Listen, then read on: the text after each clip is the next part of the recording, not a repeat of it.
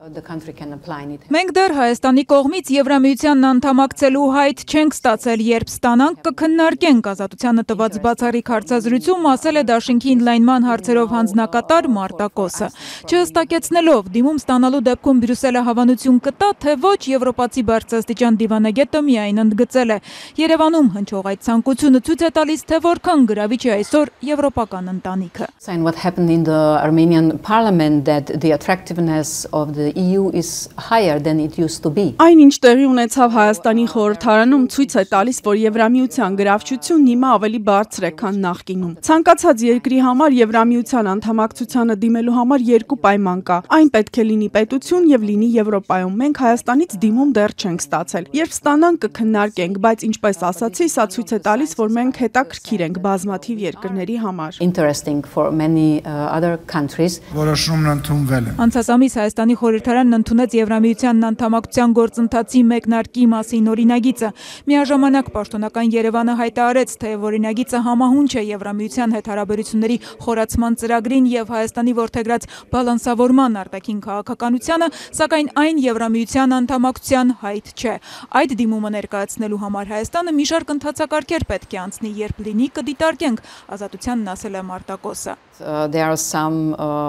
conditions which պետք է որոշ պայմաններ բավարարվեն, հետո կտեսնենք։ we will see. Եվրամիության ընդարձակման գլխավոր պատասխանատուն միաժամանակ չի բացառել, որ Մոլդովան կարող է Դաշինքի անդամ դառնալ իր պաշտոնավարման օրոք մինչև 2029 թվականը։ Մեր կողմից ձախողում կլինի, եթե ներկայիս Եվրահանձնաժողովի օրոք մենք Եվրամիություն չընդունենք որևէ նոր անդամի, ասել է նա, ընդգծելով, որ Բալկանյան պետություններից Ալբանիայից եւ Չեռնոգորիայից բացի նորեկների շարքում կարող է նաեւ Մոլդովան լինել։ Moldova is really a good student. Մոլդովան իսկապես ամբողջ խմբի լավ ուսանողն է, նրանք իսկապես զգում են այս պատմական պահը։ Եվ սա մի բան է, որ մենք թերևս նախկինում չենք տեսել, քանի որ նրանք ուզում են պատկանել մի համայնքի, որտեղ կարևոր են արժեքներն ու ժողովրդավարությունը։ Եվ նրանք ուզում են հնարավոր ամեն բան անել դրան հասնելու համար։ Willing to do everything possible. Ընդ որում Կոսն ասել է, որ Մոլդովայի հնարավոր անդամակցության հարցում այսօր առնվազն Եվրամիության երկրների շարքում ընդդիմություն չկա, ի տարբերություն օրինակ Ուկրաինայի, որի անդամակցության շուրջ բանակցություններն այժմ արգելափակված են։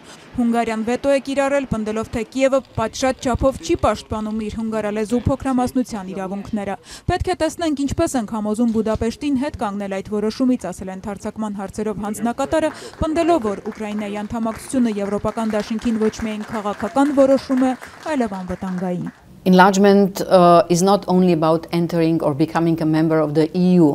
Եվրամիության ընդարձակումը միայն դաշինքի անդամ դառնալը չէ։ Իմ տեսլականով լինել Եվրամիության անդամ նշանակում է քաղաքական խարիսք գցել Ուկրաինայի անվտանգության երաշխիքների համար։ Մոտ ապագայում Ուկրաինան թերևս ի վիճակի չի լինի ՆԱՏՕ-ի անդամ դառնալ, բայց Եվրամիությանն անդամակցելու հեռանկարը կարող է ունենալ այդ քաղաքական էֆեկտը։ Political effect.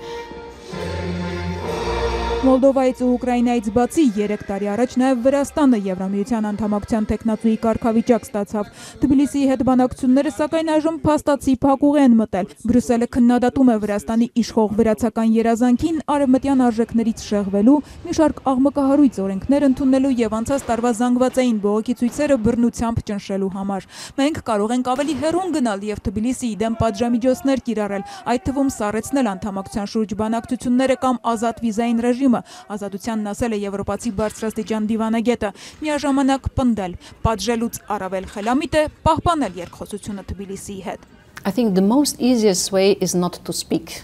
Կարծում եմ ամենահեշտ բանը չխոսելն է, բայց խոսելով դու տեղեկանում ես ինչ է ուզում դիմացինդ եւ ինչ կարող ես դու առաջարկել։ Ուստի մենք հիմա ուսումնասիրում ենք ինչպես կարող ենք իրականացնել այդ երկխոսությունը, որպեսզի կարողանանք վերադարձնել Վրաստանը դեպի եվրոպական ուղի։ Վրաստանից բացի նաև Թուրքիայի անդամակցության շուրջ բանակցություններն են սառեցված արդեն ավելի քան 5 տարի, կրկին ժողովրդավարության ուղղությամբ Անկարայի բացթողումների եւ մարդու իրավունքների կոպտագույն խախտումների համար։ Եվրամիության ընդարձակման հարցերով բարձրագույն հանձնակատարը սակայն ազատությանը տված բացառիկ հարցազրույցում ասել է, Բրյուսելը հակված է վերանայել այդ դիրքորոշումը։ Մենք հիմա բարձր մակարդակի երկխոսություն ենք սկսել տնտեսության, հետո էլ կանցնենք միգրացիայի հարցերին։ Նաև գործարար շրջանակն է ուզում, որ մենք գնանք այդ ուղղությամբ, ասել է Մարտակոսը մանրամասնելով։ Այսօր Եվրամիության եւ Թուրքիայի միջև առևտրաշրջանառությունը հասնում է շուրջ 240 միլիարդ եվրոյի։